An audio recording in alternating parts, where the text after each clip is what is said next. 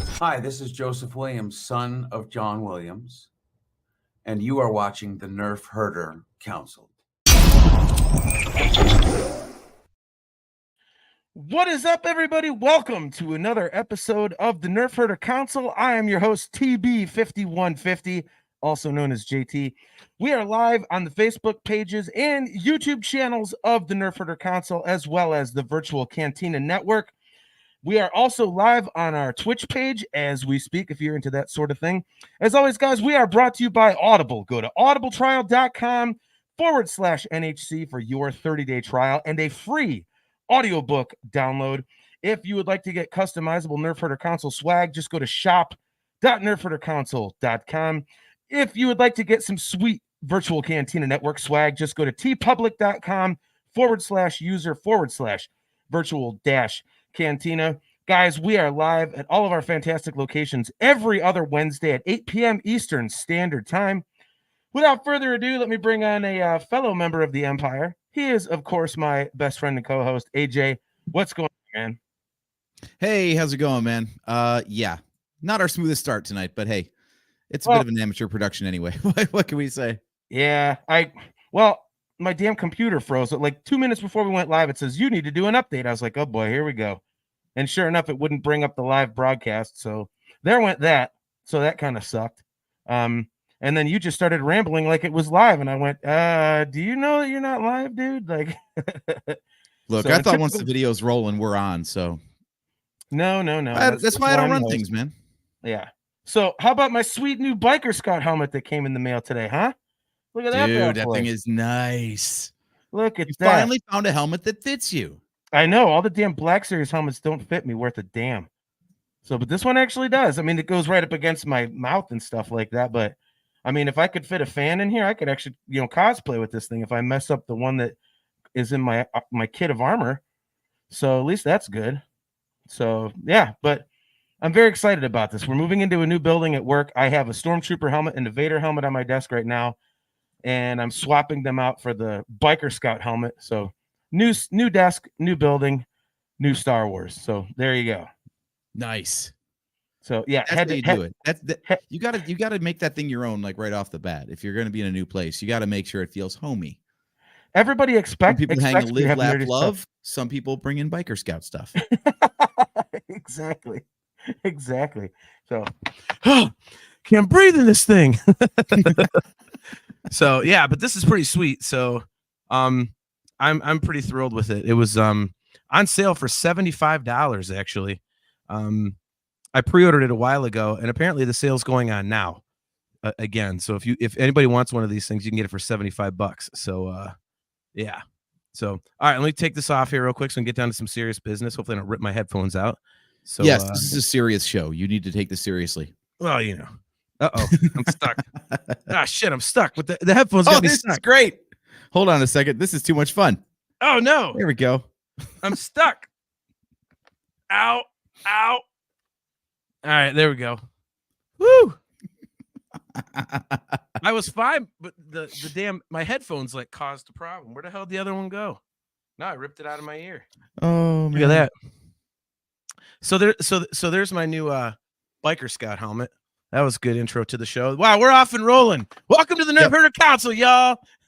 Woo! This is what you get when we should be taking a summer break, okay? Oh, my gosh.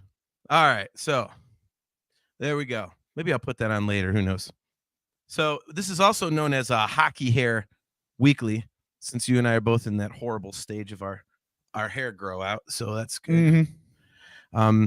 All right, so did we get posted over to the Virtual Cantina Network Facebook page or? Yes, we did. All right, there we go. Hopefully they caught some of that helmet. I mean, it's pending approval, but that's such as it is. John Phillips, take off that ridiculous helmet. Nice. Kale McLeish. Hey, John, Scout Trooper as frontman. All right, follow me. Hey. Oh, my gosh. Well, by the way, Kale, hope everything's going better, man. Kale had surgery recently, and he is recovering, so hope everything's going good, man. So good to see you back on here, man. We missed you on Talking Into Infinity. All right, so let's get into the topic, and you have a better, you paid a little more attention to things than I did, so I will kind of let you. Yeah, I will kind of let you lead this one. Obviously, So yeah, go ahead. Oh, sorry. Let's say obviously we were talking about the Disney D23 news that hit. We had a whole bunch of Marvel and Star Wars that happened. I'm gonna be honest. I completely forgot about San Diego Comic-Con. So that's gonna be like kind of like new for me. Dude, all this stuff it wasn't until my YouTube feed started like filling up with like reports and stuff. I was like, oh crap, that stuff happened. Okay. Yeah. Like, I don't know. It kind of falls off the radar, especially this time of summer. Like you got like NFL preseason and other stuff to pay attention to. Our first place Cleveland Guardians. So yeah. Amen to that. Plus, we're still coming down off the high from Deadpool and Wolverine. So yeah. That movie sure isn't coming down off the high, is it? The first, what is it? The first R-rated movie ever to hit $1 billion, isn't it? Isn't that something the record? Like that, yeah. Yeah. That movie is fantastic. I guess I got to eat my words because we were discussing offline about how the movie itself was good. It's definitely not Deadpool 3, and I miss Deadpool 3 based on having rewatched 1 and 2, but apparently the box office says otherwise. So yeah, I guess this is what we're going to get moving forward. It's definitely not suffering. Yeah, completely agree with you there, man. Yeah. But all right, so let's right off the rip here, dude. Let's get to the major Star Wars news, which, at least what everybody was able to see publicly, unless you're watching like leaked cell phone footage. But that would, of course, be Skeleton Crew. We'd been waiting a long time to hear anything about that besides, it exists. We had a basic, not a plot outline, but it was, Jude Law is a Jedi and then 4 kids lost like in the galaxy or something like that. So that's all we really knew. And then that was kind of like, at least, in my opinion, kind of like the big Star Wars deal, because the other stuff was just, we're working on it, or it's coming, or, here's like a little blip on the radar of, some news. So what were your first impressions of the official trailer for Skeleton Crew? Man, you're going to start on a down note, really? This is what happens when we don't talk ahead of time. Wow, okay. Man, the veil of Star Wars, like the sci-fi sheen over top of this, is so razor thin.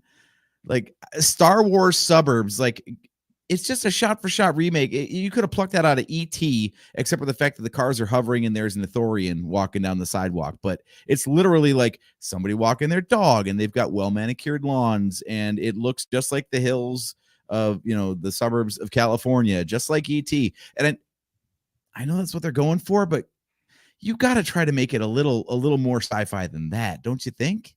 Yeah, I have to admit that was my first kind of thing. And it's funny you mentioned E.T. because I read some people talking about it, and they basically said that it definitely reminds them of E.T. or the Goonies.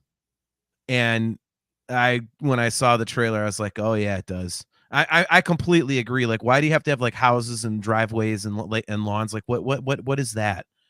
I'm reserving judgment. I will see if it's cool. Because I obviously the whole thing doesn't happen on that planet or whatever. But I'm completely on the same page with you. I don't like that look.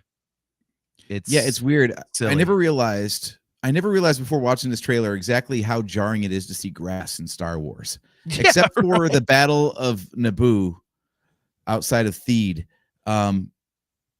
I don't think we've ever seen grass. We've gotten like forests, and we've gotten beaches and snow and obviously spaceships and space itself, but grass? We've never really get grass. We've never had tree lawns in Star Wars before. Yeah, exactly. Look at this. Mimar, good to see you. It's been a while. She says, driveways are awesome. I don't know, man. Have you ever noticed how you park in a driveway and you drive in a parkway? Nice. Oh, it's Joseph Friend. Sign me up for the Grandmaster Sloth. Hey, you guys. Nice. Okay, that I would definitely sign up for. Yes. Yeah. I'm reserving judgment. I think as we've seen from these trailers, basically anything we just saw is only going to be in the first 2 episodes. So That you is know. the Star Wars history, right? Yeah. It's like Yeah, they show you nothing. Yeah, I mean the rest kind of looks cool. I mean, whatever I forget the species, but whatever Max Rebo is, and one of the kids is that.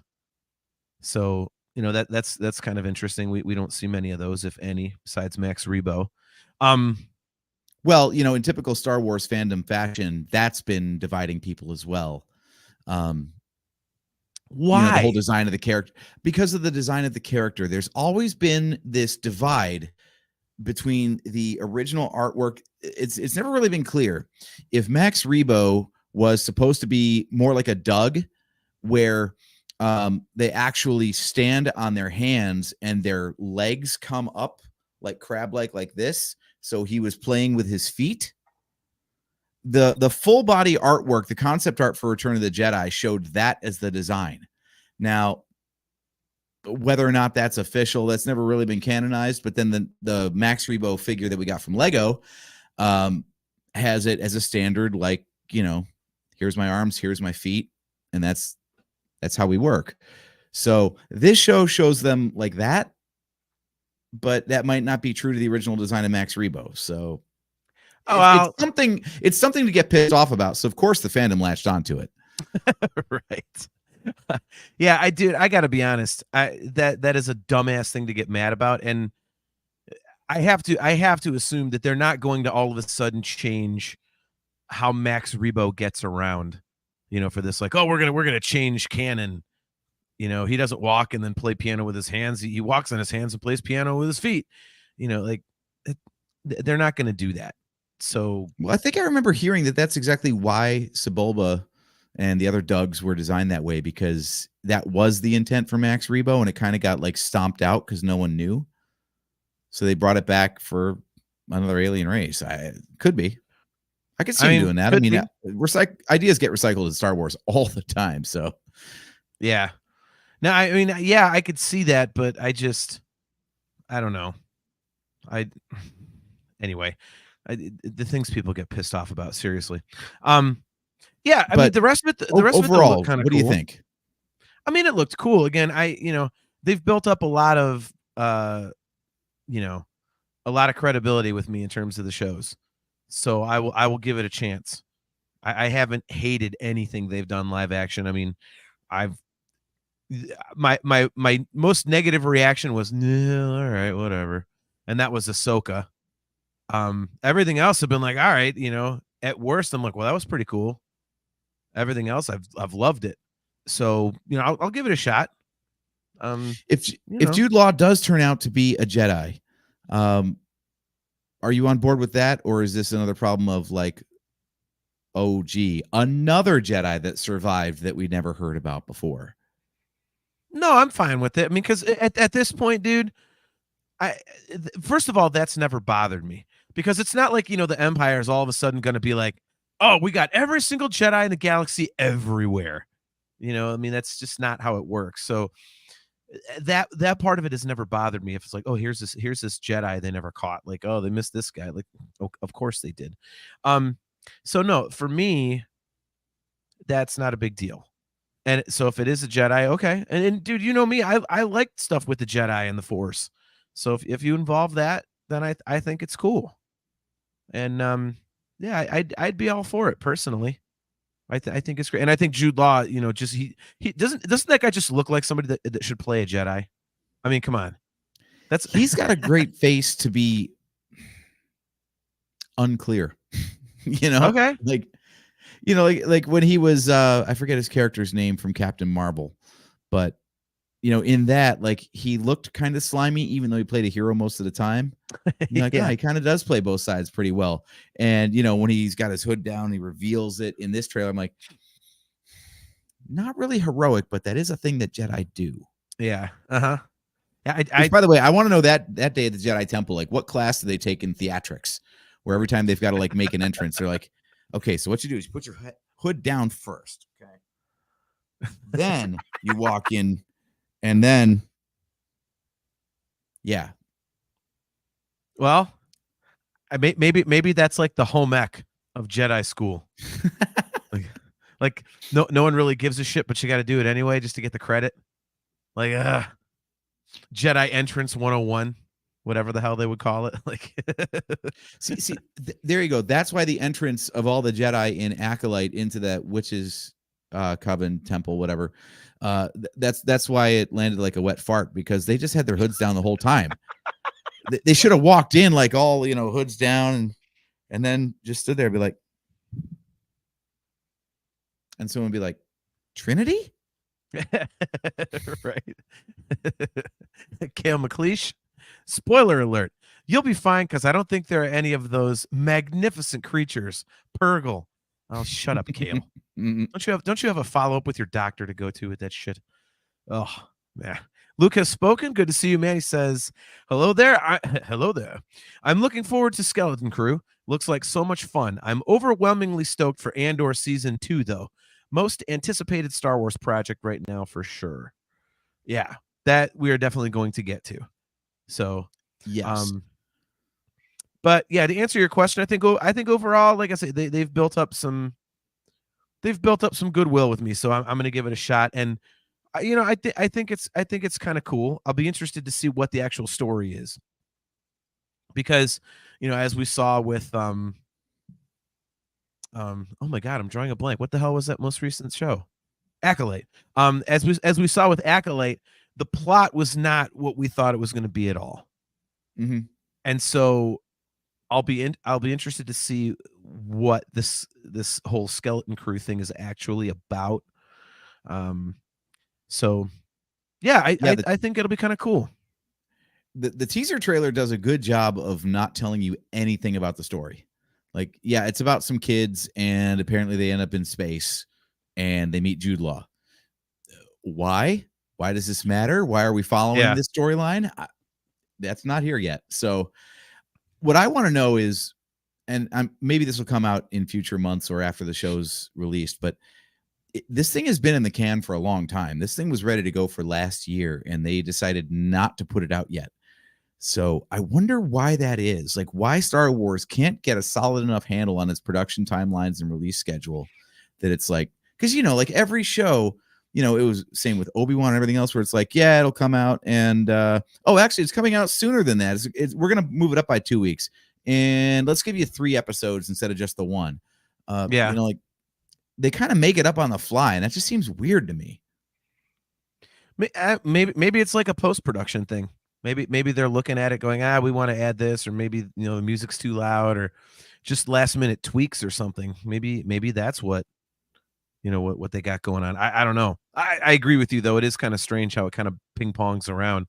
I will say that the fact that they did have this in the can for quite a bit and did not release it, that kind of makes me wonder about the potential quality of what we're going to get, because it seems like if it was awesome, they would have put it out. That does concern me, but I'm trying to take the optimistic approach. Rogue One had heavy reshoots. It's one of the best things that Star Wars has ever put out, let alone Disney era Star Wars. Yep. And as we'll get to with all the Marvel stuff, a lot of that stuff has been delayed because of reshoots, because they looked at what was coming out and what they had put out previously, and they're like, yeah, maybe we should rethink this. I would much rather wait for a good product than have them hit a deadline and give us crap. Yeah. No, I could see that. And I think it's kind of, I think that's a great point, especially considering I think this is definitely going to kind of be geared towards a little bit different audience. When you involve kids in a story like this, and it's marketed as, these kids go on an adventure, you're going to have a younger audience watching it, getting into it, as opposed to something like the Acolyte, which we thought might be kind of dark. Even the Mandalorian, it was like a little bit on the dark side of things, like no pun intended. But this one, I think it is geared towards kids in a way, just based on the casting choices and the storyline. So maybe that's one of the things they had to make sure of, was that it was really damn good, so as not to lose that segment of the fan base that's going to be tuning in, which might be pretty significant. That is going to be an interesting thing to see. Is it stars kids, but they said it's not for kids, and I wonder how much having a storyline centering around children is going to turn off the adult fans. It shouldn't, because Star Wars has always been written for kids, and we watch it anyway. But Yeah. you just never know with these things, Well, I mean, Stranger Things was really popular with like everybody. So, I mean, that's an example. And, if you are going to use Goonies and E.T. as an example, I mean, E.T. is pretty much universal. And, I think, people, universally enjoy the Goonies. I mean, even adults, when they first see it. So, Mimar, grooming. It's evil.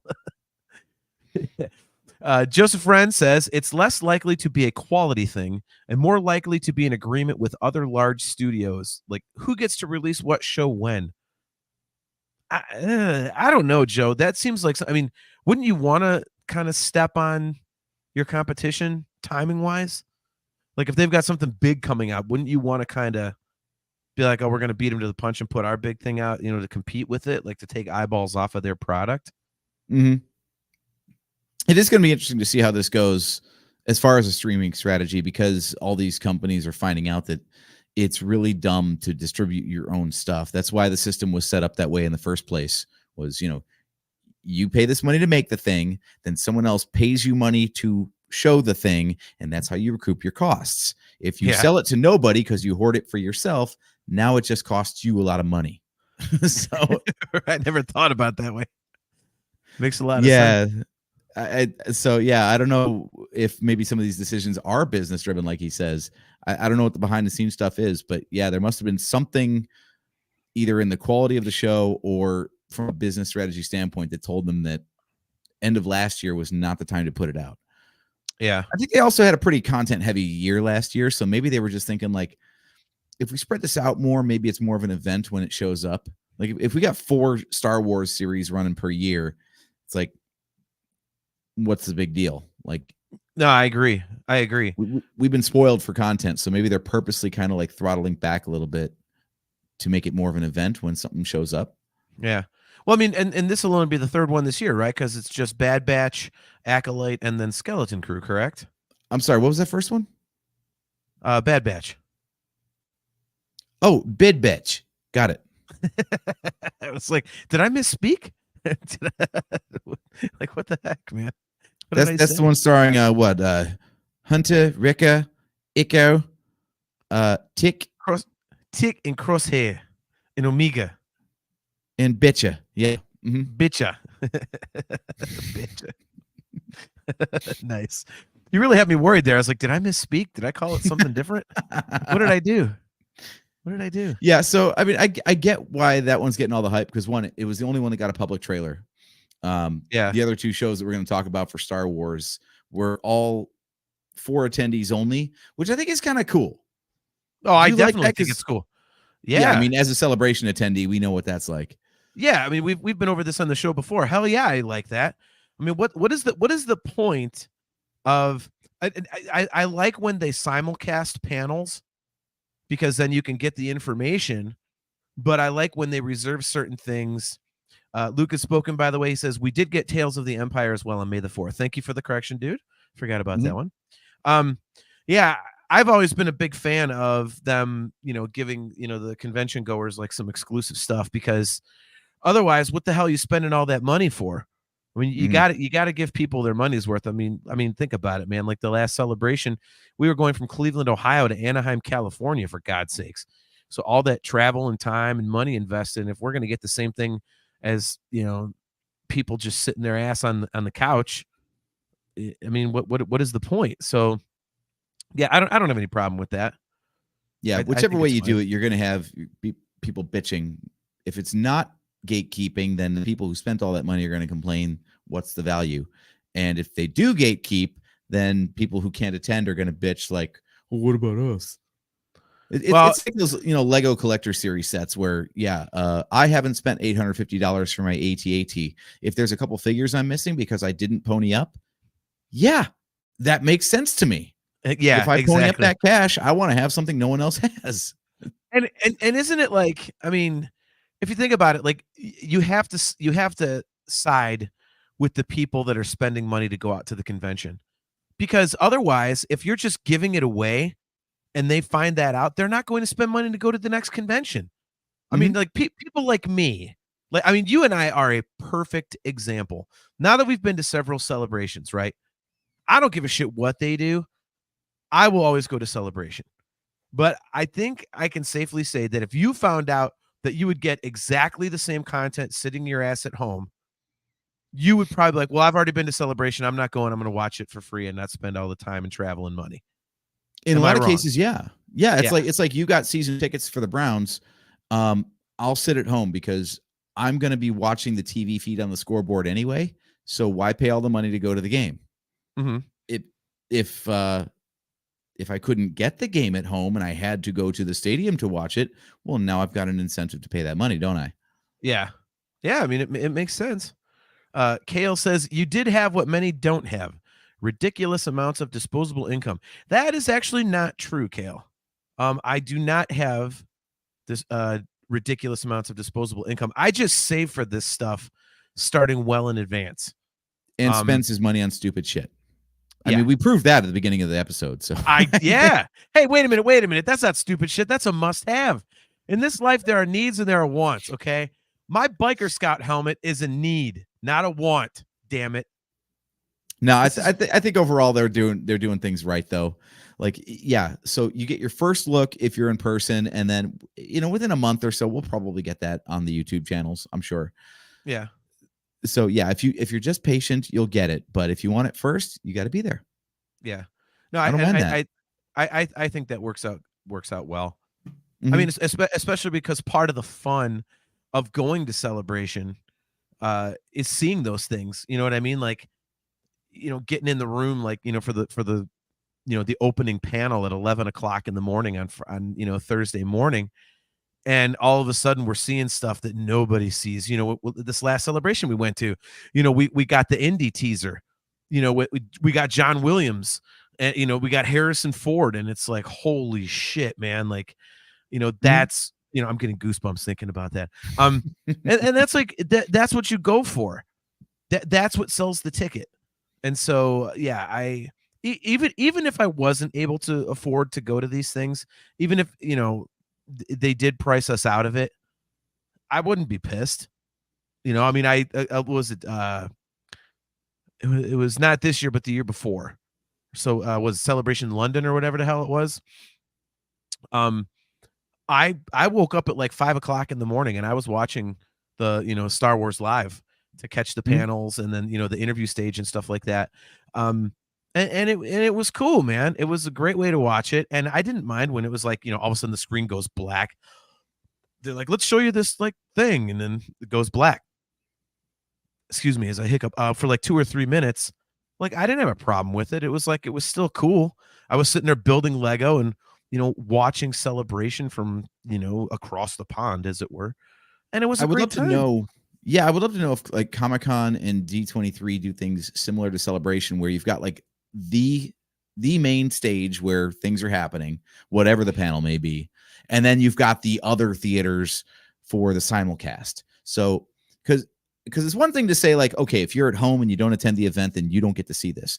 But if you're there in person, because we've done that, we've waited overnight online to get into a thing because there's only X number of seats and there's way more than X number of people that want to get in. So you're camping out overnight. And I think if you buy the ticket to the event, they should have capacity in some form or another so you get to see all the things. Yeah. Well, I love that, Celebration has the overflow seating for other theaters. And I hope San Diego Comic-Con especially does that too, because there's no way you're packing everybody into Hall H for all the big announcements. For sure. Mimar says, but what about us?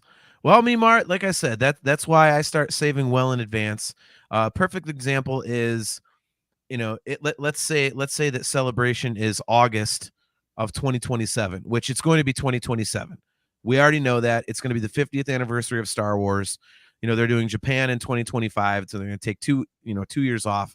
It'll be back in America. So let's just, for sake of argument, let's just say that Celebration is going to be August of 2027.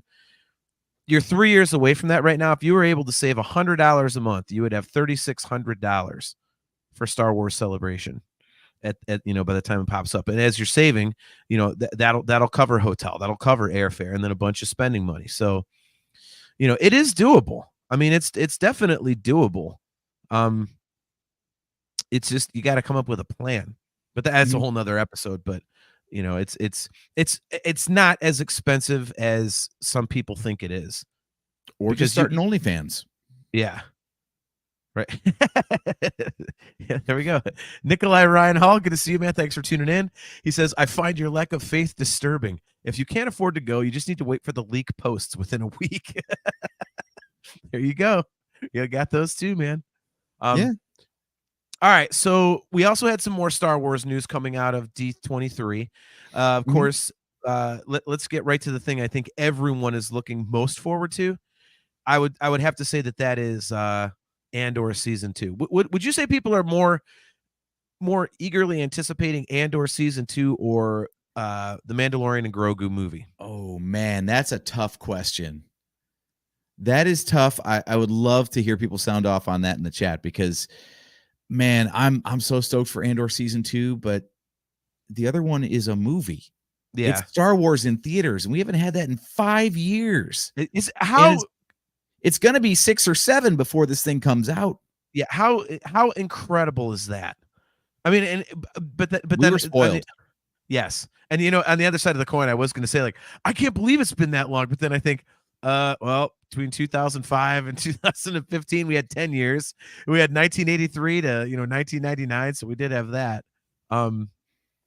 Yeah. But yeah, I'm so glad that Disney Plus exists to give us Star Wars in some form, but it's just not prime Star Wars without being in a theater, Yeah. Plus, I'm wondering, like, what is the movie going to look like compared to the TV show? I wonder what the Mandalorian looks so good, and they made such good use of the volume that how much better could it look with a movie budget? I don't know. Yeah. I'm interested to see what the story is, because they've only ever broken down, Mando into episodic television.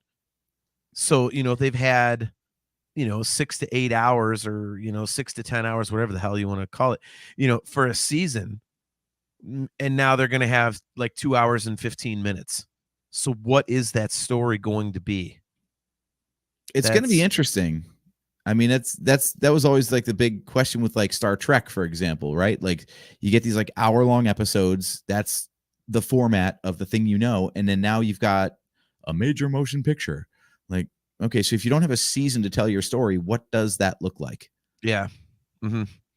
And what's important enough that they need to put it in a movie instead of make it a season of television? I'm wondering if this is not going to be like the start of something new. Like if it's a bridge to something else. It's like, hey, here's like kind of like a culmination maybe of that kind of story. And then either Mando or Grogu or someone's going elsewhere and it's this new thing. So, yeah. Kale, I don't know, man. Kale McLeish, he says longer, maybe a little bit higher budget, but I think we're basically just getting a condensed season 4. See, I don't know if they can do that, Kale. I really think it's tying into something bigger. I think it's setting up like another another phase of what they're doing with, the whole cloning thing and all that stuff. And, I mean, I'm trying to think of the timelines right now, but I was genuinely surprised by the movie announcement, honestly. Like maybe I guess maybe they just make more money on a movie than they do on a season of television, which could be. I mean, once you've got someone's like $6.99 or $8.99 or whatever the hell Disney Plus costs these days per month, like that's all you get. Like they can't give you more money. If they want to watch something a second time, they just hit play. They don't buy another ticket. So maybe it was just a matter of like, hey, we'll get more at the box office than we do in new signups for Disney Plus. So it could have been business driven, but I was thrown off by this because they said that, Dave Filoni's working on this whole culminating movie that's supposed to take all of these New Republic era stories and build them to this giant climax. But instead of getting season 4 of Mandalorian to work towards that, we're getting a movie. I thought the whole point was like it was all TV shows and then the movie. Yeah.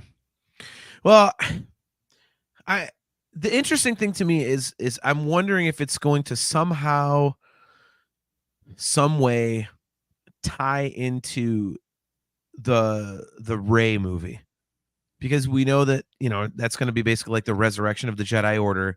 We know Grogu is, you know, he's, you know, same race as Yoda. So, you know, is he going to, you know, is Yoda's race just like ungodly powerful with the Force? It's not just Yoda. Like maybe Yoda's just the best of them. But so is this going to be like Grogu's kind of like, you know, kind of coming into his, yeah, something like that. And then it ties it somehow into, you know, into the Rey movie somehow. I mean, that's, like I say, I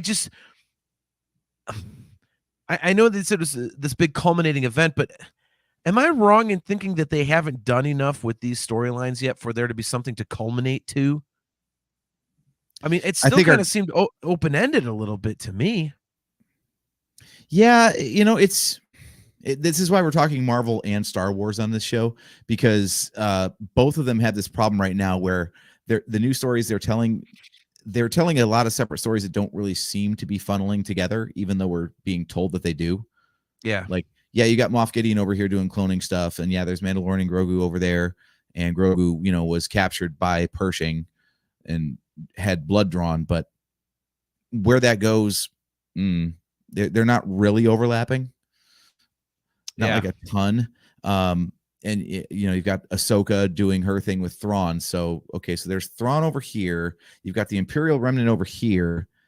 We know the First Order grows out of some of this stuff, but since that can't happen yet,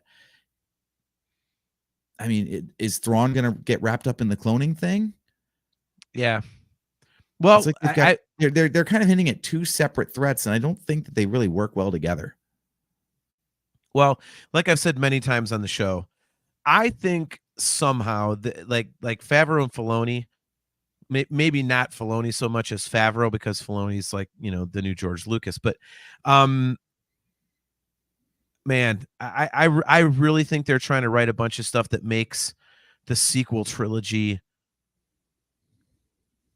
I don't know what word to use. I don't want to say palatable, but I will just use that word, like palatable, for people who really can't stand it, or and most importantly, like writing stuff that makes it make sense, because it really is kind of, you know, I'm you know what, I'm not even gonna say it really is. It is disjointed because of the dumb way that they did it. Here, you write this. Oh no, let's have this other guy write this. Oh, let's have this guy write this. You know, as we've said many times on the show. So I still think they're doing that. So it's like, how do all these things tie together? You know, at some point, you have to think that Palpatine is coming back in there, you know. Kale McLeish, try this word, coherent. Thank you. Right. Yep. He also says Thrawn is loose. Ahsoka and Sabine are trapped in the other galaxy. Boba Fett is on Tatooine eating melon. Mando is in a soft retirement phase and kind of working with the New Republic. Yeah, that's true. Brad Williams, good to see you, man. Thanks for tuning in. He says, excited to see Star Wars again on the big screen with the Mandalorian movie where it belongs. Yeah, that's like we were just saying, man. Star Wars is amazing on the small screen. I love that we're getting all this content, but let's face it, it's made for the big screen. So, are you surprised that you know, because they announced this prior, this was not a new project. Are you surprised that they didn't? Because apparently, like the footage shown was more just like a teaser / recap to show all the, you know, moments between the two of them, and no actual new footage or anything, so to speak. There was some new footage shown. There is new footage shown of an ice planet and some snowtroopers. So people are going crazy with their theories. Well, and let's not forget the major cameo that's in there. I mean, we've got Zeb back. So we've got live action Zeb sitting there with Mando. So that was, he showed up in season 3. No, I know, but he was just like standing there in a bar getting hammered or something. But yeah, I was thinking this too. Nikolai Ryan Hall, good point. I was thinking the same thing. He says Ilum, perhaps. Yeah, that was kind of my guess as well. You I'm know the glad theory that somebody I else- love? Hoth. What is it? That's a theory? I didn't see that one. Well, I think it would be fantastic. I mean, the rebels, were holed up there because they literally got driven there. There was nowhere else they could go, so they had to hide on an ice planet of all places. But since the Empire is now in retreat and shambles, they go and hole up at the rebel base that they took over in Empire Strikes Back. Wow. Okay. I That's think kinda that'd cool. be amazing if Echo Base is where the Imperials are now hiding out. That'd be kind of cool. I would like that. How many of the the Star Wars is woke dickheads? How many of them do you think would be like, oh, by the way, there's going to be cursing on our show, and the views of the Nerf Herder Council don't necessarily reflect those Yeah. of the Virtual Cantina Network. How many of those We're Star 40 Wars minutes in, bro. It's too late yeah, now. my bad. How many of those Star Wars is woke dickheads do you think are gonna get? Are we gonna hear the whole? Oh, they brought back Hoth. It's stupid fan service. They can't come up with anything new. How many people do you think are gonna? That's gonna happen. Oh, of course. Of course. Meanwhile, people are gonna be like, "Hell yeah, Echo Base, dude, let's go." Mhm. Yeah, if it's old, they're going to complain that they're out of good ideas, and if it's new, they're going to be like, "What about the old stuff?" Mm-hmm. Yeah, so No, I like that.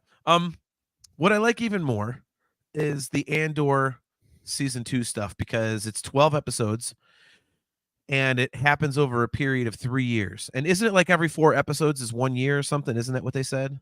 probably something like that. Yeah, I think they said it takes place over 4 years because the first season was 5 years prior, and then I think each of the story arcs is going to cover like a different year. Okay. It's a weird format for a show, I gotta admit. Like, we spent 12 episodes on 1 year of his timeline, and then it's like an anthology series from there on out, like greatest hits of Andor, Greatest hits of Andor, nice. Well, whatever they do, I'm on board because I thought Andor was awesome. Obviously, you and I both are huge Rogue One fans. Mhm. Andor was just so excellently done. And so yeah, give me some more Andor. And also it'll be cool because they confirmed that we're getting Krennic back, Ben Mendelsohn, and then we're getting, Alan Tudyk as K2SO, which, always sign me up for more K2SO. Right. Oh, Yeah. yeah.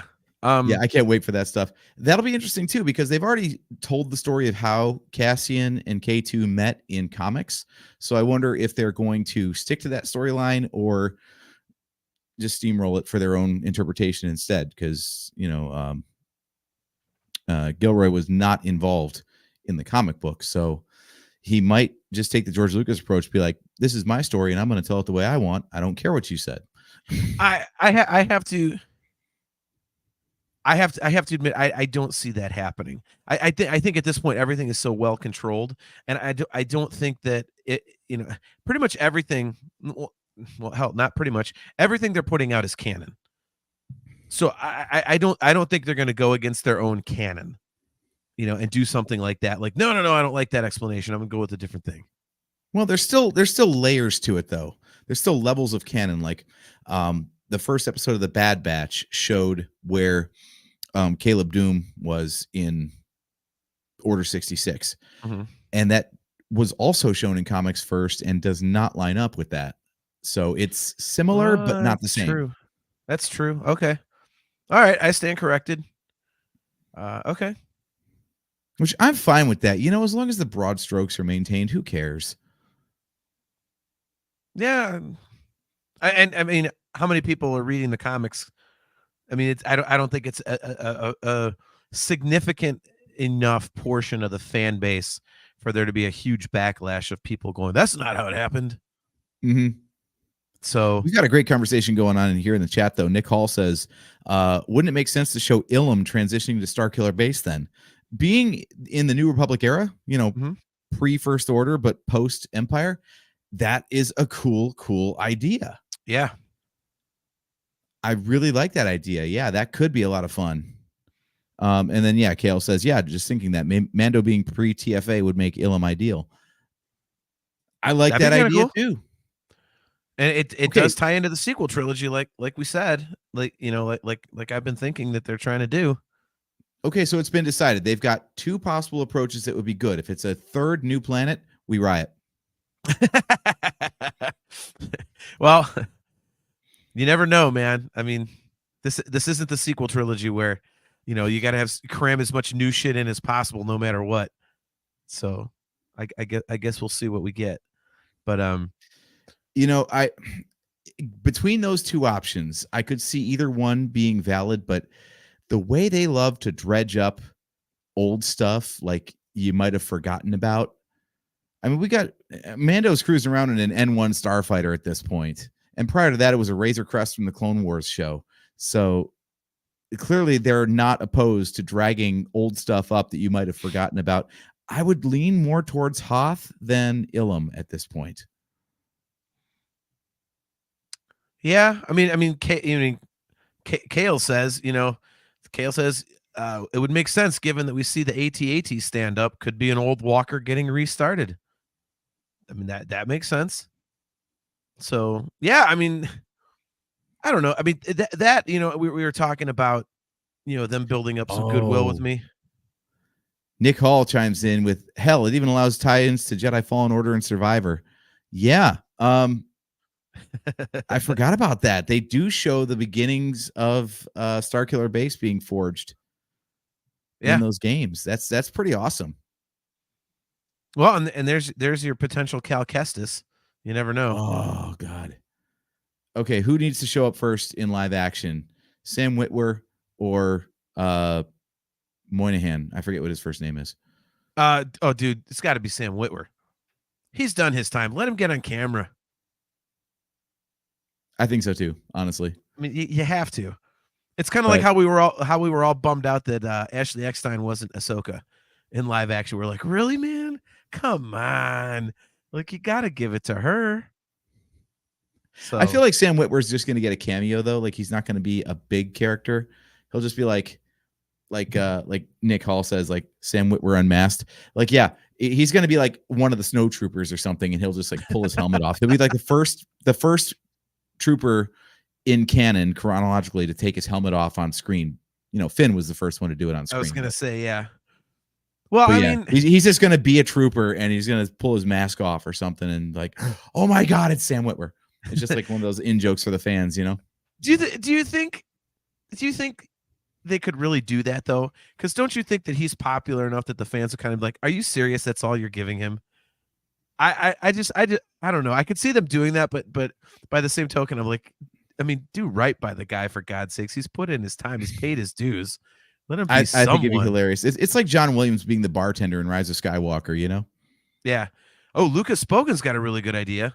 He says, what if in Ahsoka season 2, if they have the Mortis gods, he plays the sun in live action? That would be a good character. Okay. That would be a good character. Yeah. Cale McLeish would riot if they screwed over Sam Witwer. I'm with Cale. Yeah, a lot of good stuff coming up Star Wars wise, man. There, I think so. Strange by its omission, though. No mention of release dates for either of these two projects, for Mando and Grogu or Andor season 2. It's projected that season 2 is coming out next year. Yeah. Yeah. Mm-hmm. But I don't think that was actually mentioned in the presentation, nor was a release year for Mando and Grogu either, I don't think. Well, maybe it's because of exactly what you were talking about earlier, where you said that they keep, pushing things back, or, we got to have 2 episodes, or, look, they, Yeah, we should have had Rogue Squadron by now. So yeah, that's true. That was last December's movie. Exactly. Yeah, I think for that reason, and you know what, maybe, look, Skeleton Crew just said, oh, it's coming out in less than 4 months. Like they finally announced it with less than 4 months to go. So that tells you all you really need to know. They did the same thing with Bad Batch. That was also hey, in a couple months, you're like, what the shit? So I think they just finally get it to where they learn their lesson with all of the cancellations and firings and all this other goofy stuff that goes on with the production. And so now they're like, look, we're going to get it in the can and make sure it's in the can and done. And then we're going to go, hey, in a couple months, guess what you get? This is one of the problems with all these connected universes is as soon as something gets thrown off, every other project that connects to it has to adjust as well. Yeah. Mm-hmm. I mean, we've heard stories before, especially when COVID hit with Marvel, about how, you know, the release order was this, and this, but then, you know, movie theaters shut down. So those 2020 movies didn't happen. So now they're pooping their pants trying to recut things and figure out like what can they put out that doesn't have too many edits and reshoots needed, because the thing that was supposed to come out first didn't come out at all. Yeah. By the way, we gave our swearing disclaimer, so you could just say shitting your pants. You don't have to say pooping. We gave our disclaimer. Pooping. Okay. I did it for comedic effect. There we go. All right. But yeah, speaking of Marvel, though, there is a whole other franchise that Disney owns that had a lot of things to say at both Comic-Con and then followed up with at D23. I feel like, though, Comic-Con was, for good reason, more of Marvel's coming out party, and then more of the Star Wars stuff came out at D23. Right. Nick Hall, he called the shit poop. Nice. A Billy Madison reference. Why'd you say that, Ron? You said the poop come out your mouth. Poop come out your mouth. If I gave you some money from my wallet, would that help? Oh, can we please get an Anchorman 3? Anyway, that was the announcement I was waiting for. Anyhow, yeah. So, yeah, there we go. All right, yeah, so Marvel really like dominated Comic-Con. I didn't really hear anything coming out Star Wars from there, but they were clearly saving that for D23. Yeah. So Marvel had a ton of stuff. I know you're what I would call a lapsed Marvel fan. Would you agree with that? Yeah, I think that's probably the whole multiverse has kind of sapped my enthusiasm. Mm-hmm. So now that they're starting to hype up Captain America: Brave New World, what do you think about that? You got Sam Wilson as Captain America now, but we're getting Harrison Ford as President Ross, President Thunderbolt Ross, and the Red Hulk. Are you intrigued? Oh, and the leader. The leader's coming back as well. Who the hell's the leader? Do you remember the guy from the Ed Norton Hulk movie? Yeah. So that was Incredible Hulk, right? Hulk 2003 was just called Hulk, I think. Yeah. Mm-hmm. Okay, so yeah, in Incredible Hulk, he was the guy who he was kind of a genius, but then he ended up getting like Hulk blood in like an open wound or something after he got wrecked by the Abomination, and it cuts away as his head is like pulsing. I do not remember that. Then again, that's my least favorite of the Infinity Saga movies, so I'll have to look it up. I'm sure once I see him, I'll remember that. It was, also being the second MCU movie ever. That was one of those things where they just threw it in and thought, like, if you know, and if you don't, it's whatever. Well, doesn't that kind of speak to what I've been saying on the show for a while now about what they're doing with characters now? It's like a bunch of characters you don't give a shit about. I mean, how many like Red Hulk? Okay, I'm interested to see. I have to do my research to see why Red Hulk is different from Green Hulk, unless it's just like a Christmas thing, or maybe it's well, no, it's Thunderbolt Ross in the comic books. Thunderbolt Ross is the Red Hulk. Okay, so maybe in the MCU it's just the regular Hulk, just with high blood pressure. Maybe that's what it is. So he's low on HP. Yeah. He just flashes red. Exactly. Traffic signal Hulk. Yeah, how many people are going to look at that, the casual fan, and go, why the hell is the Hulk red? And they're not going to know Red Hulk. Like, I mean, they're pulling all these characters out of their ass. That's like, okay. But it is a Captain America movie. Chastity nailed it. Regular Hulk with a massive sunburn. Yes, right? Absolutely. There we go. We solved it. So we've now figured out how to defeat the Hulk. Sun poisoning is how you kill him. You can't pierce the skin with bullets and all that crap, but if you give him a tranquilizer, knock him out in the blazing sun for a few hours, you might just give him sun poisoning, kill him that way. Mm-hmm. No, but yeah, I mean, it's a Captain America movie, so I'm gonna watch it. It's Harrison Ford. I'm gonna watch it. I have to actually get through Falcon and Winter Soldier, the TV show. Like I said, I stopped halfway through. It just wasn't grabbing me.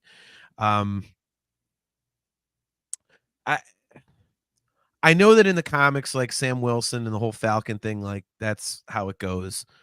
It just still feels weird to me because, you know, Steve Rogers, Captain America, is my favorite Marvel character. And so to see it different is kind of jarring to me, even though I know that's how the storyline works. So we'll see. I'll reserve judgment until I see the movie. Again, it's multiverse stuff, man. It's like the multiverse to me is the opposite of Star Wars. Like, you know, the live action stuff. Like I said, they've built up all this goodwill with me. Marvel has sapped all their goodwill with me. I'm like, you gotta prove it to me. Thankfully, Hey, like how is this Deadpool multiverse. This Well, isn't like a what if Steve Rogers didn't get the super serum. It's like, no, the Infinity Saga was done.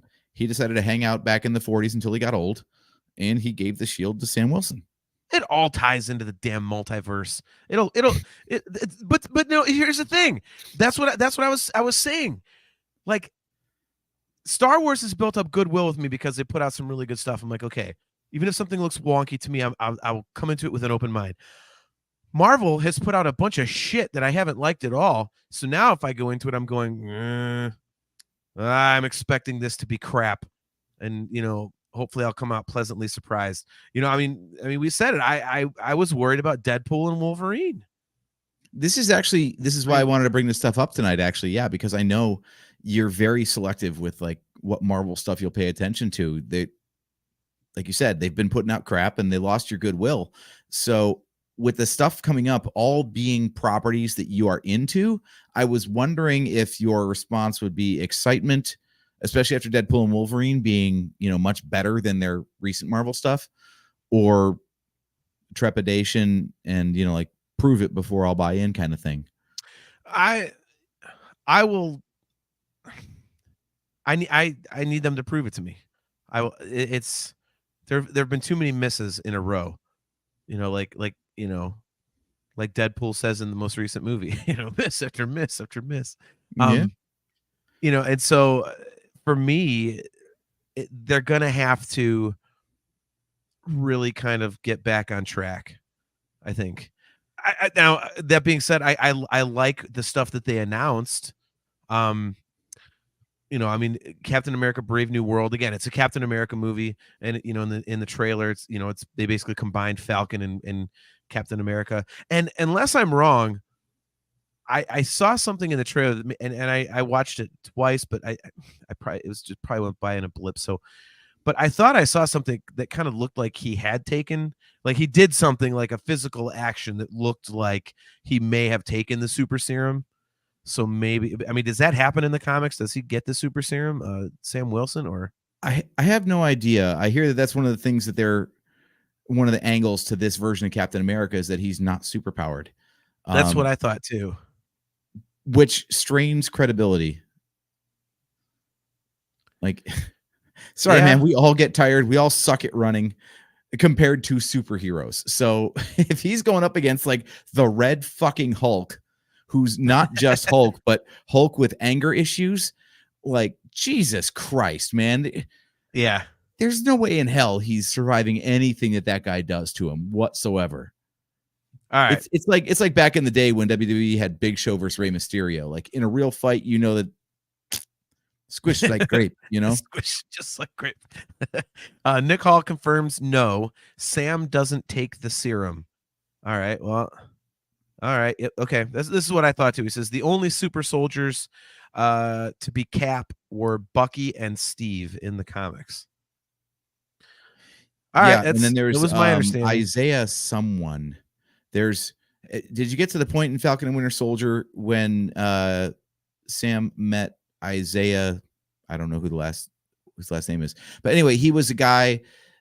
He was in the army in the 50s. He was a black man in the 50s, and apparently the U.S. military was experimenting on black soldiers, specifically with the super serum, trying to create another Captain America.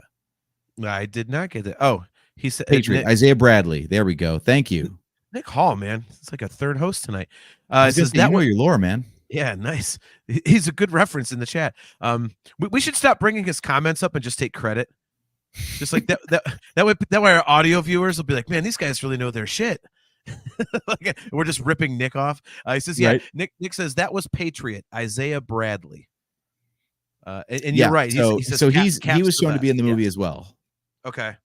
Well, okay, so that'll be interesting. And yet Yeah. another Star Wars to Marvel crossover. We get Giancarlo Esposito. I forget his character's name, but he's playing a sniper assassin character in this. So, boy, that guy just won't play good guys, will he? He probably doesn't want to. Right? And he's Gus Fring in Breaking Bad. He's Moff Gideon. He's, now he's trying to assassinate the president or someone, I think, in Brave New World. So, yeah, I'm on board with that. There we go. Nick Hall bailing us out again. Sidewinder, King of Serpent Society, is Giancarlo Esposito's character. I've never even heard of Sidewinder. Interesting. Okay. Yeah, I think the stuff that they introduced I think is cool. Nick, you're not spamming the chat at all. Yeah. You got the answers for us. Thank you. Yeah, dude, you're not spamming the chat at all, dude. Like this is why we have a chat on our show, dude, because we want people to take part in it. And it's helpful because if we don't know something, it's awesome if somebody does because it just adds to the content. So never feel bad, man. Don't even worry about it. Kale, have you heard? Okay, Kale says, have you heard his airplane bathroom story? That was excellent. Who, Nick's? No, Nick didn't tell us that. He was just going through the Marvel characters we're asking about, Kale. He can keep that to himself. Thank you. Keep that on Reddit where it belongs. Yeah, exactly. But yeah, I like the stuff that they brought up. There's the Daredevil sequel series. I like Daredevil a lot. Have you watched any of the interviews from the cast about that, by the way? I have not yet. So this is a case of something that was paused and damn near restarted by Disney. Like they were shooting it, and then they looked at the first two episodes were completely done. And Kevin Feige looked at it and said, "Stop production. We're rewriting this thing." Really? It was going to be a reboot. It was going to be a complete reset of the character. Just ignore the Netflix series altogether. And he's the one that apparently advocated for, no, we're going to make this basically season 4. The same way X-Men 97 is officially a new show, but it's really the next season of the original X-Men cartoon. Okay. Daredevil Born Again is basically season 4 of Daredevil. As evidenced by like the cast interviews, you got the same guy playing Foggy, you got the same woman playing Karen, same Charlie Cox as Daredevil. You got Vincent D'Onofrio playing Kingpin. And we even get John Barenthal as Punisher again, all in this season. Yeah, why wouldn't they? I mean, that show was really well received. Why would you want to reboot it? That's a DC thing to do if I've ever heard it. Right, but I'm so excited to see that they're like honoring it, and of course it's all like press junket hype, but they say like it's lighter in some ways, which apparently the original vision for the show was a lot lighter than the Netflix series because the Netflix series doesn't really jive with like the MCU and its overall like tone. But D'Onofrio said in multiple interviews that like some of it is lighter, but some of it is even darker than the Netflix show. And I'm like, awesome. You smashed a dude's head in a car door and it took like 11 or 12 impacts to make that happen. How do you get darker than that? Well, I'm all for it. I have to get through all that Daredevil series still, but I liked what I saw. I just kind of so good. good. I started watching something else and I fell off. So I got to watch that. But I love the character of Daredevil. Nick Hall says Daredevil season 2 is peak Marvel TV. Yeah, I love the character of Daredevil. It honestly started. This is not a very popular opinion, but I love the Ben Affleck movie, Daredevil. And I will say for people that shit on that movie. Okay, so anyway, if he's going to dump me for Purgo, I'm going to dump him for Ben Affleck Daredevil. The one thing I had to suffer through in Dead. I'm dumping him for cutting me off when I'm talking about a really good movie. And I'm making a point here, asshole. And the point is, I was going to say Now I'll bring you back. That was good. I love that we both have control over that. Bringing back no. Elektra in Deadpool and Wolverine was damn near a bridge too far. Anyway, Well, I mean, you take a spin-off of a bad Daredevil movie. Come on now. Well, okay, but here's the thing. Let me finish the point, because I think they We're made so sidetracked. I know.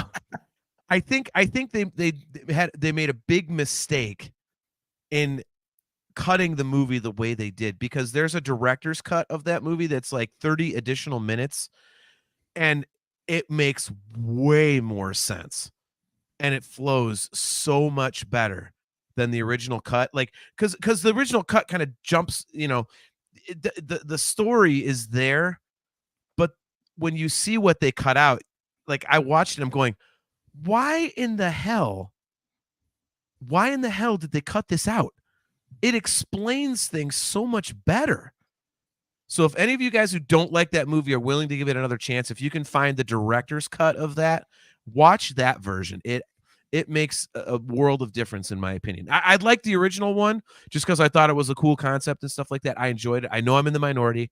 I'm in the minority with liking that Hulk movie, with Eric Bana too. But yeah, if you're willing to give the Ben Affleck movie another chance, try and find the director's cut. It's again, I don't understand why they cut all that shit out. They should have left it in. Yeah. But again, strangely absent from all the Daredevil hype was a release date. Like, it's all filmed, it's all in post-production. They're hyping it up like crazy. They're going on press interviews, but they're not saying when it's coming out. It's very weird. Well, again, it's Disney. Let's not commit until we know that we don't have to, cancel it. Let's do that. So it's not surprising to me. I think it's going to be cool.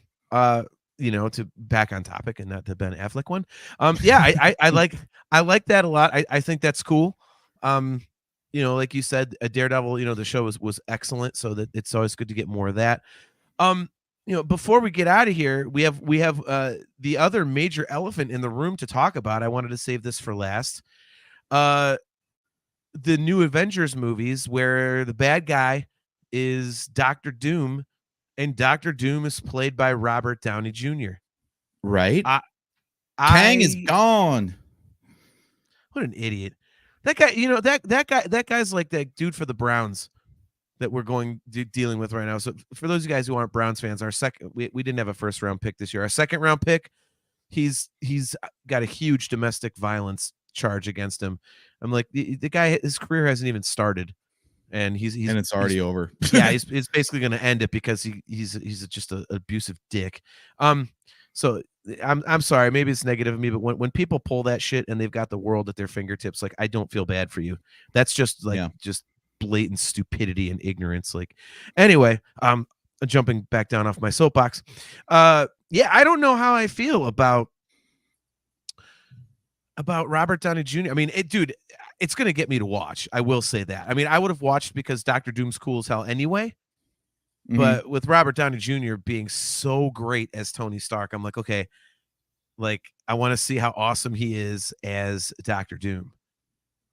And I like that he's going to be like the new bad guy, because I think, first of all, I think it gets more eyeballs on it. I'm kind of surprised they didn't choose Dr. Doom initially, because I think way more people know who Dr. Doom is than Kang. And yeah, I mean, John Phillips, I was wondering that too. John Phillips says Robert Downey Jr. equals desperation. I'm going to be completely honest, John. I kind of thought the same thing. I was like, I wanted to ask you about this because, we got that cameo, spoiler for Deadpool and Wolverine. We got Chris Evans as Human Torch. Yeah. So it's a way to bring Chris Evans back as a different character that he previously played. So it's pre-established. Yeah. But between, we got Chris Evans, now we got Robert Downey Jr. in another role. Now, mind you, he said Doom. He did not specifically say like what the character's real name was. So they might be changing the backstory to say like Multiverse Shenanigans, a variant of Tony Stark, is Dr. Doom. Or it could just be he's Victor Von Doom and it's just the same actor playing a completely different person. Could be either one. We don't know. But then they also went and got the Russo brothers to write these movies, both Avengers Doomsday and Avengers Secret Wars. And they're credited with all of our favorite Marvel movies so far. Yeah, true. So even if it is desperation, I think it's a good move, don't you? I don't know if it's a good move. I think it's a smart move. They write the best Marvel. Yeah, no, getting the Russos is a brilliant move personally, but Joseph Friend says Victor Von Doom means Fantastic Four. Robert Downey Jr. means Tony Stark somehow, and that's okay. I'm going to disagree. If they pull this multiverse shit and say that, this is a variant of Tony Stark as Dr. Doom, I'm going to hate that because that is just too derivative. I'm pretty sure that's never even happened in the comics, by the way, so that would be a huge departure for them. Yeah, that's oh god. All right, so Nick Hall, man, Nick needs his own podcast. Nick Hall says infamous Iron Man is a variant of Tony Stark who body swapped with Victor Von Doom. Ugh. Body swapped, damn. They really have done everything in comics at some time or another, haven't they? Are we you can think of it like, yeah, there's a version of Iron Man where his cat got into the suit. That's awesome. His cat. I mean, there was literally an Easter egg in Loki of Frog Thor. They had Crocodile Loki and Frog Thor, and that is from the comics. So, I mean, why not? Wow. Iron Cat. Yeah. Oh my God, Chastity. Yes. Yes. Chastity says. Could you imagine Iron Cat though? Oh my God, that's awesome. Oh my God. Mimar says they'll bring him back. They can't not do it. Yeah, they can. I hate that. God damn it. Like seriously? I mean, if you want to do it in the comics, that's fine. Because there's like a gajillion comics. At some point, you run out of stuff and you got to start doing some of the kookiest crap you've ever seen. But in the live action, especially with how much flack they're catching for the, I hate to say it, but lack of quality of some of the recent things, they haven't been the biggest hits. To do that, like John Phillips said, is desperation. It just reeks of desperation. Mm-hmm. And it may have happened in the comics. Nick said it happened in the comics, but that doesn't mean you have to do it in live action. Yeah, but here's where I will give them a little bit of a pass though. Like you're saying, like, boy, they're dredging up characters out of nowhere that no one gives a shit about. Do you remember the start of the MCU? How many people gave a crap about Iron Man? Well, but here's the thing, like Captain America, Thor, like we'd heard of them. We're like, yeah, that's nerdy comic book stuff. We don't care. And then they put them on the screen. We're like, oh, okay, we're watching. But at least we knew who they were. See, that's the thing. It's like when those movies came out, like I'm not a comic book reader, but I knew. I would wager, actually, I think the Incredible Hulk was the most marketable named character in the original Avengers lineup. No way, Captain America. I think most people knew Hulk way more than cared about Captain America. But they quickly found out that, Hulk doesn't carry a storyline. Which that's always kind of surprised me, by the way. I'm still shocked about that. It also has something to do with like rights with Universal Studios because Marvel sold it off and that kind of stuff. But anyway. Yeah. Joseph Friend. That's why they're still running a Hulk coaster and a Spider-Man coaster at Universal Hollywood Studios.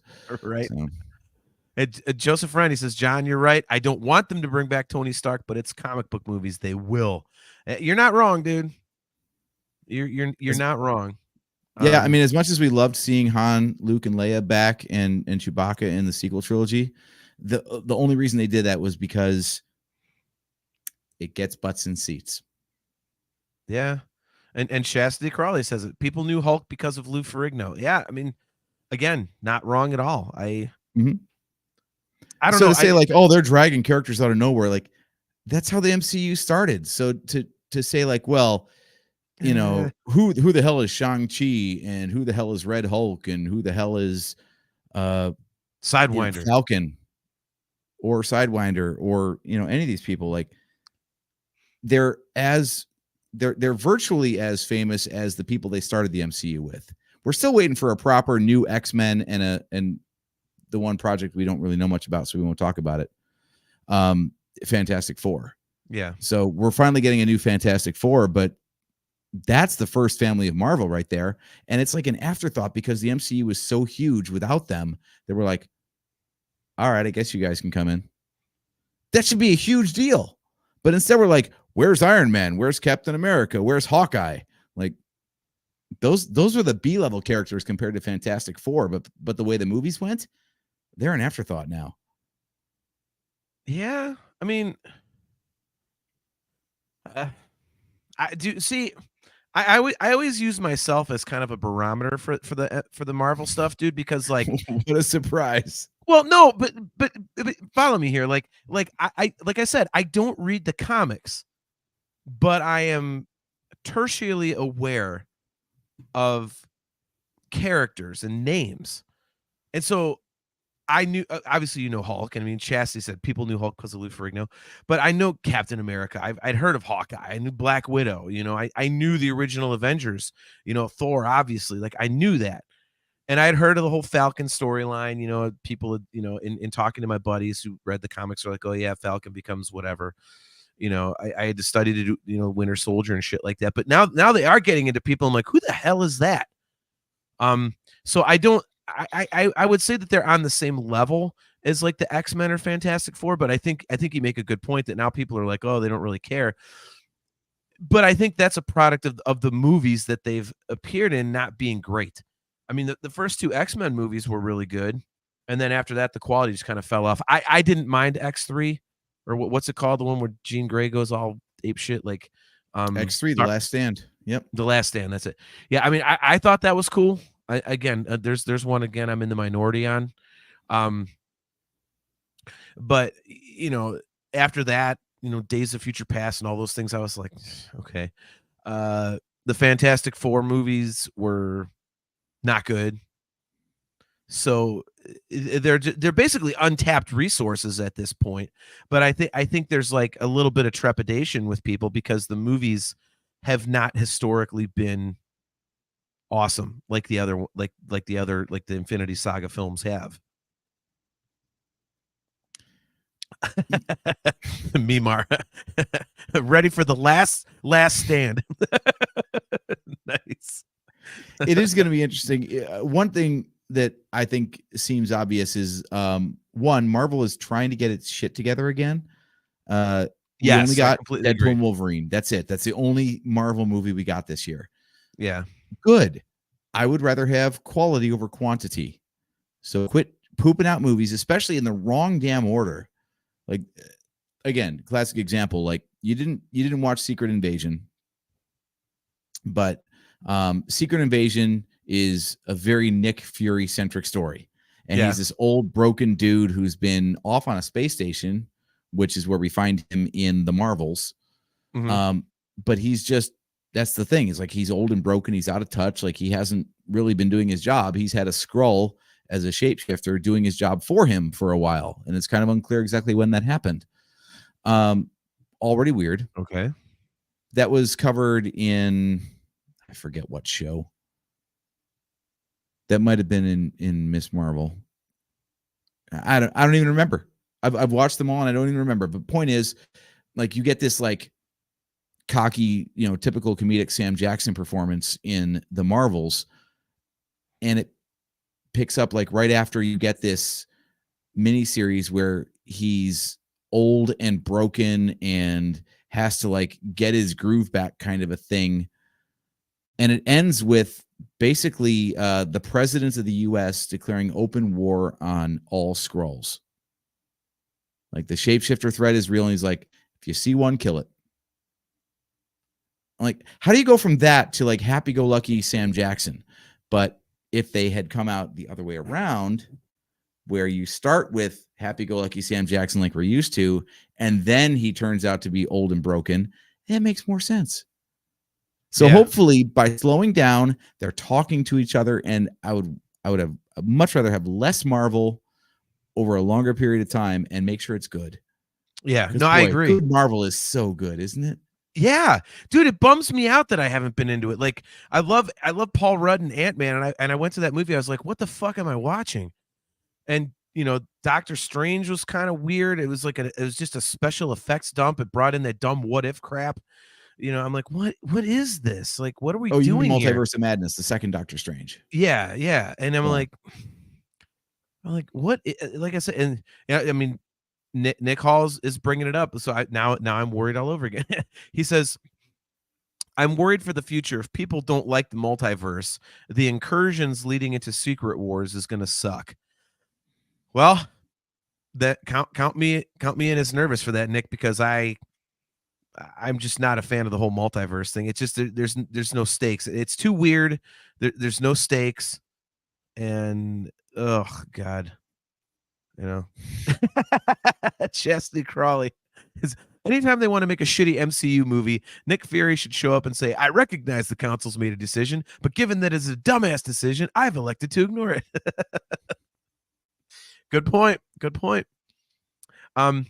Yeah, I don't know. Back to the original point with Robert Downey Jr., I have to say that after, what people are saying in the chat and whatnot, I have to think that there's really no way that this is not the Tony Stark variant as Doctor Doom.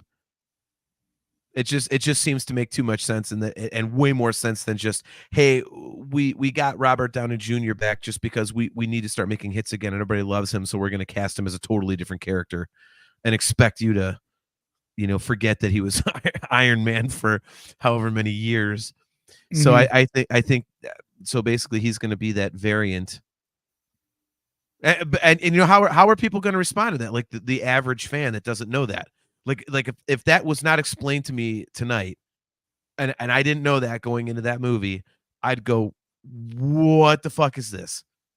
Are you shitting me right now? Tony Stark is Doctor Doom. Like, just having that sprung on me, I'd be like, what are they doing? Well, the two things they've got going for them here. One, I didn't think I could ever see Robert Downey Jr. as anyone but Iron Man as Tony Stark after those movies. And then Oppenheimer came out. I'm like, oh yeah, dude's got range. Right. Okay, he can be other things, and I won't just see that. Also, Dr. Doom, one of his character traits is the mask never comes off. It's kind of like Vader in that respect, but they've kind of ruined that because Vader seems to always lose his mask now. It's crazy. Yeah. But yeah, so it could be Robert Downey Jr. like Pedro Pascal is the Mandalorian, but we all know it's Brandon Wayne. The same thing. Nice. Like speaking of celebration. Yeah, exactly. So yeah, it might be Robert Downey Jr. providing the voice of Dr. Doom, but you'll never see his face if they follow the comic book lore. So it might work. I didn't know that they never showed his face. That's kind of cool. And if they're going to go like crazy multiverse for Secret Wars, for example, which in the comic books, it all culminates and basically it's a way to do a reset. It culminates all the different multiverse storyline and different versions of characters and blah, blah, blah, blah, blah. And then the fallout of all that is reboot. It just takes like the best bits and bobs of all these different multiverses and says, great, now you're one universe. So anybody that they want to keep beyond Secret Wars, they can keep. And anyone they want to recast, they can be like, you're gone. So I feel like it could work because they can move forward with Dr. Doom as Robert Downey Jr. is the voice, but there's no Robert Downey Jr. as Iron Man anymore. They can get a new Iron Man in if they want to tell more Iron Man stories and so on. Like, it's kind of perfect.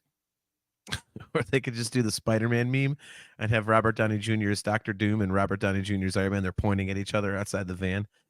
Like, the thing that is going to happen, is they got Chris Evans back already as Human Torch. He's going to have to be Captain America again, in this whole multiverse shenanigans bullshit. And there's probably going to be a Chris Evans Human Torch flying around. So there's going to be a Robert Downey Jr. Iron Man and a Robert Downey Jr. Dr. Doom also fighting each other in this fucking movie. It's going to be nonsense. Right? look at me, Mar. Next multiverse equals East St. Louis. Nice. Oh my god. Yeah, I don't know. It's intriguing. I will say, so and honestly, if Secret Wars, if it does play out like you just said, like it results in a reboot, okay. Oh, thank God, because then if we start getting a singular timeline again, okay. See, I think I would sign on. I think I'd be okay with characters I have no idea who the hell they are, or them seeming like PP minor, D level characters. I'd be fine with that. I think if there was like a consistent storyline to follow, instead of this goddamn jumping around everywhere. I hate that. I don't like it at all. So where do you land with all this sort of stuff that they're doing with Marvel, bringing back familiar faces behind and in front of the camera? Do you think it's a course correction, or do you think it's a desperate cash grab? Ooh, I would say it's got elements of both. That's not how the internet works. Well, we are in an election cycle. Believe me, I know that. Right. I just refuted a political meme today and caught all sorts of holy hell. Even though all you have to do is click on a website and the main page comes up, and that's not what was shown in the meme. So, yeah, everybody yelled at me for actually mentioning the fact that the meme was bullshit, and all you had to do was actually go to like Democrats.com or something. Anyway, yeah, I can see it as both. I mean, course correction.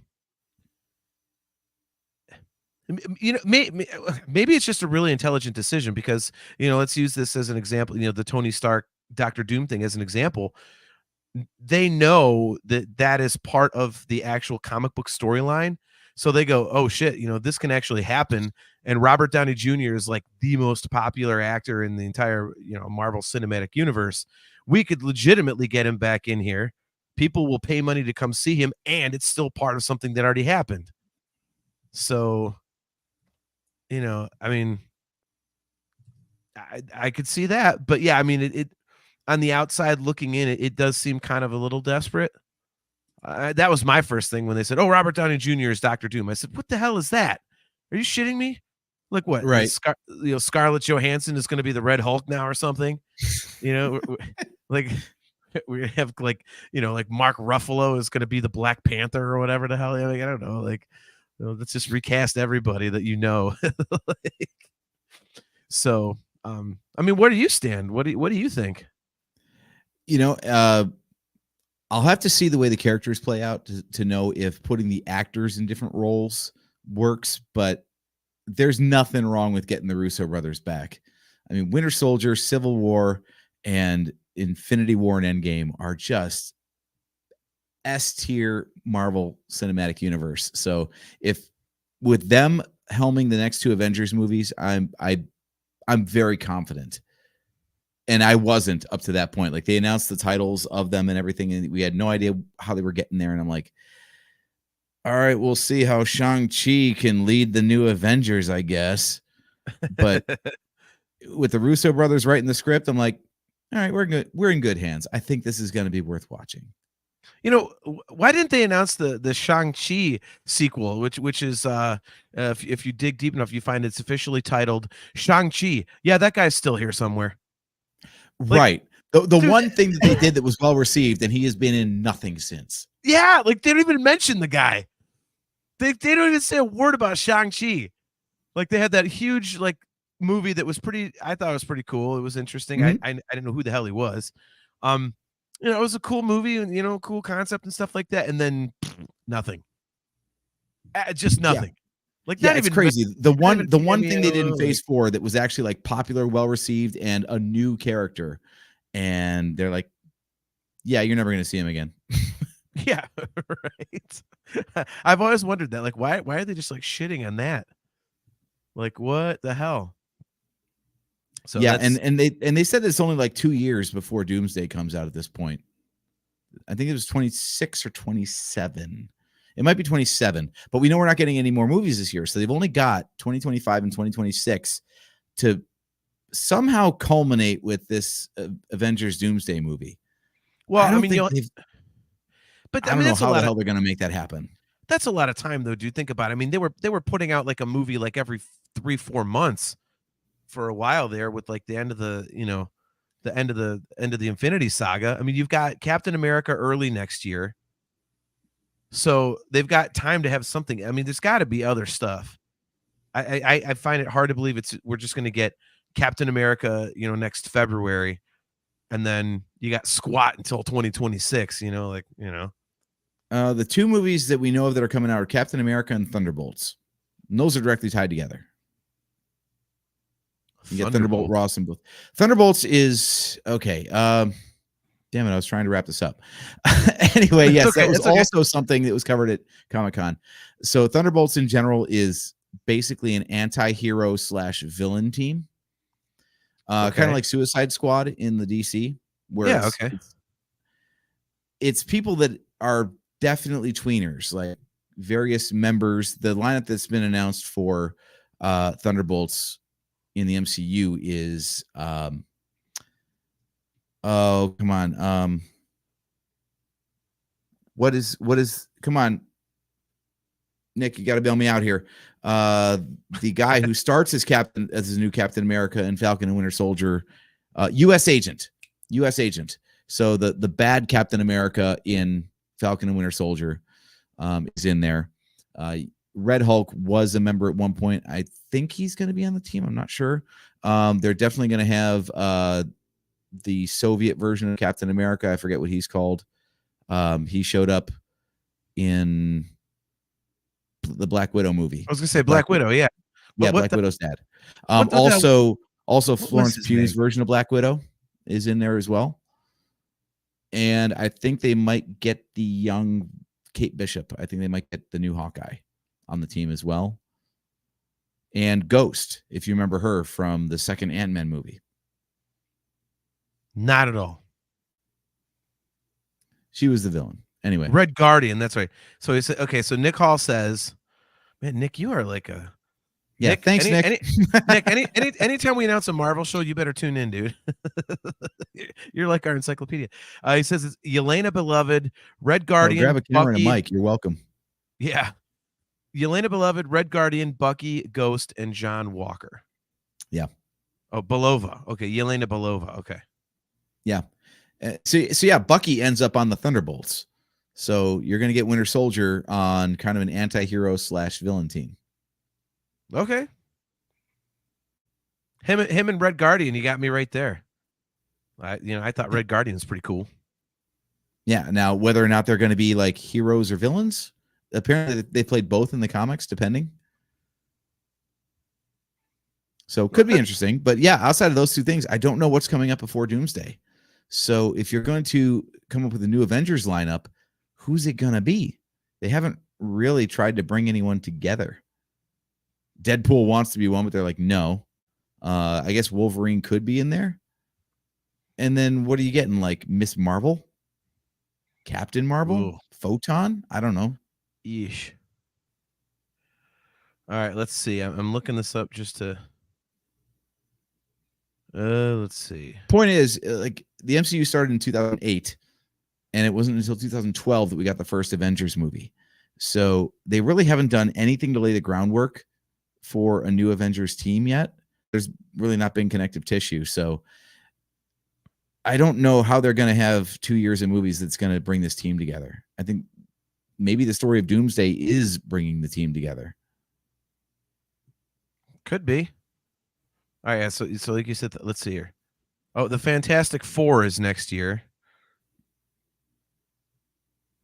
Wow. Okay, it's like less than 3 months after Thunderbolts. Okay. Let's see what else. Oh, we have Blade. next November. Maybe. So that's 4. Maybe. Yeah. That one is another one that's just in development hell. Well, it's the first sentence. Says Blade is scheduled for November 2025, despite reports that the film is still stuck in development. Yeah, and then May 1st, 2026 is Avengers Doomsday. All right. May 7th, 2027 is Avengers Secret Wars. It's got a really, really unflattering picture of Joe Russo. That's good. See, it'll be interesting to see if the first that we see of RDJ's Doom is in Doomsday. I mean, Loki was at least introduced in Thor, so we saw the villain before he became the big bad in another movie. But maybe not the case this time. Who knows? True. It must have taken a boatload of cash to get the Russos on board. That's all I can think. Because to look at like the state of the Marvel universe and like, you got 2 years to make sense of this shit.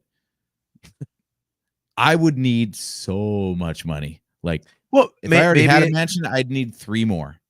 Like, to kind of bring it full circle before we get out of here, man. Like, maybe it's like we keep saying about Favreau and Filoni. They're trying to write stuff to correct the sequel trilogy, and maybe they're getting the Russos to do that with like the multiverse stuff.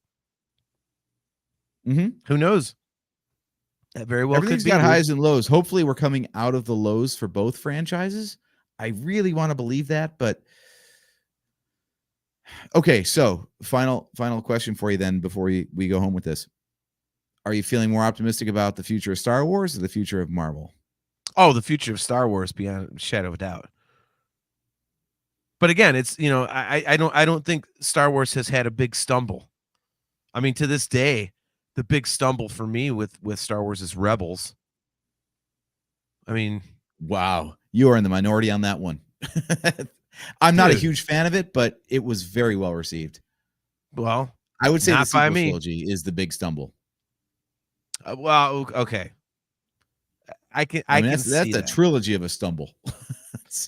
See, I can see that, but outside of Rise of Skywalker becoming more and more silly, the more I watch it. I mean, I still enjoy it, but I just think it is like a wet, using your term from earlier, a wet fart of an ending to an entire saga. Right. I wasn't even with episode 7 being, for me, being a clone or a rip off of A New Hope, I still enjoyed it. Whereas Rebels, I was like, what the hell? I just not a fan. And then Ahsoka being live action Rebels is like, it was already kind of set up for me to be like, well, whatever. So yeah, definitely Star Wars, because I think, the quality of what they've been doing has been so high, whereas Marvel is kind of like, kind of a little bit in the shitter in a way. I'll still check the stuff out because I liked Wolverine or Deadpool and Wolverine enough to where I think that kind of like course corrected a little bit right there by kind of simplifying the multiverse stuff down into something a little more palatable and easy to understand. So that kind of like gave me a little bit of hope, but we'll see. All right. Fair enough. What about you? Want to wrap this one up? Bring it home. You know what? I am going to say, I think Marvel is poised for more of a resurgence only because it has more ground to gain.